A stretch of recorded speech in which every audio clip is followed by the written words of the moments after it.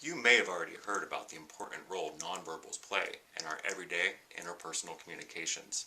While there is no exact way to measure it, some researchers estimate that nonverbals, such as facial expressions, gestures, tone, posture, and physical appearance, may account for anywhere from 65 to 93% of our communications, depending upon the interaction. So imagine for me that you're on a crowded bus. After a long day of work, the bus is full and you're forced to remain standing.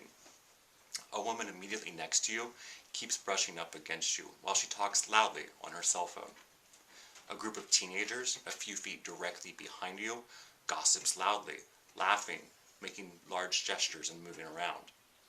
A seated couple a few feet away caresses each other, cuddles, and shares intimacy. Feeling overwhelmed, you may feel like you need to close your eyes, cross your arms, and pull your shoulders in tightly. So, what portion of this interaction qualifies as nonverbal communication? Does it qualify as nonverbal communication? Well, you may not know this, but there's an entire field of study within communications known as Proxemics, devoted to analyzing the role of space as a form of nonverbal communication and attempting to understand its impact on our interpersonal communications. Social scientists and communications researchers observe interactions, conduct interviews and surveys to better understand how we use space to communicate. So what are the key concepts the researchers are looking at when they study proxemics? Well, the first one I'd like to discuss actually played a key role in the situation we just discussed on the bus, and this is the concept of our personal zones or personal space. Okay, so basically each person has developed sort of an insulating bubble around them, and so we each operate within our bubble on a daily basis, and we've identified 4 zones that basically regulate our interactions with other people. So the first zone is really the zone that we reserve for our closest loved ones. So our family, our friends, a lover, very, very trusted and close people within our lives, and we call that the intimate zone. The intimate zone extends from our body out to 18 inches. And this is a zone that we really don't tolerate people that we don't know or trust being in this zone for too long. Of course, there are situations like on the bus or in an elevator or at a party or a bar or just walking down the sidewalk where we must tolerate and allow people into that space just because of the density of our lives. But we will often try to find ways to navigate out of that situation as soon as possible. That it's basically your very, very closest people in your life that you allow into that zone for any extended period of time. The next zone is the casual personal zone, and this is the area that extends from 18 inches beyond your body to 4 feet. And really that's the zone that we still reserve for those people closest to us, but that's just where we operate with those people on a daily basis. So it's where we're having conversations and just regular interactions with the people who are closest to us. And of course other people will pass through, and we may not be as intolerant of people being in that zone for an extended period of time if we don't know them, but we would prefer for that to be still reserved for people closest to us. So beyond that 4 feet area, we move into the socio-consultative zone. And the socio-consultative zone is really where we prefer to keep most of the people that we interact with on a daily basis. So our co-workers, students in our classes, people that maybe we're interacting with transactionally at a grocery store. So this is the area from 4 feet out to 8 feet. And it's really just the area that's, it's sort of that, this is the zone of interpersonal interaction. Beyond that zone, we then move into the public zone. And the public zone goes from 8 feet And it can vary depending upon the interaction you're having. For large events, it could be 20 feet, 40 feet, 50 feet. If it's thousands of people, really it's just the zone with which you represent yourself to the public, to people who you may not know at all, to whom you're addressing, either through a speech or through some other performance. So those are the zones of public space, or I'm sorry, the zones of personal space. But I want to make an important distinction here, and that is that I touched on it briefly, and that's personal space is something that we learn. It's cultural, but we learn it as children, and so it's important to understand that other cultures actually have different definitions of personal space. For example, in Latin America, they're much more likely to enter people's intimate zones or the casual personal zone in order to conduct business.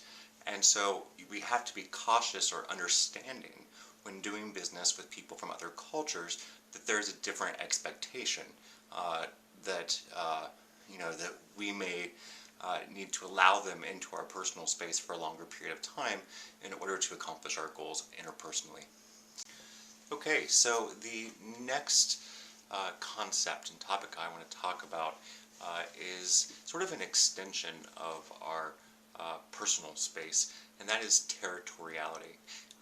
Sort of if personal space is the area immediately around us that we consider to be ours, territoriality is taking that concept of the bubble around us and applying that bubble to a specific object or a specific place. So it's taking the concept of space and applying it to a place.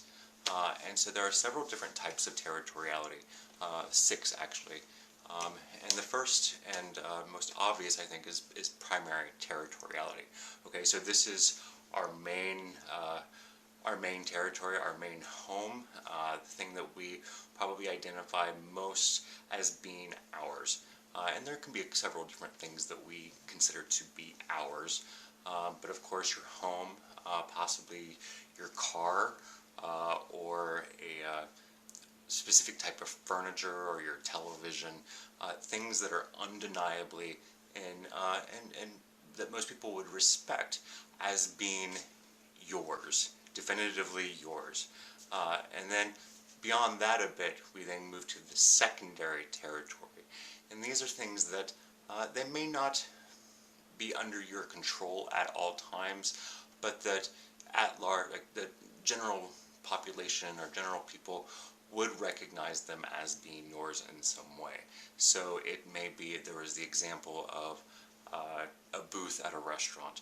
I know that at a coffee shop I go to pretty frequently, there's a table that I consider to be mine, even though it's used by other people whenever I'm not there, and I often go in and it's not there, but as soon as it opens up, I then go after it.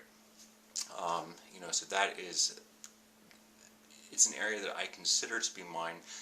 It also extends, like, say, into a classroom, like the seat you sit in on a daily basis or weekly basis during a class.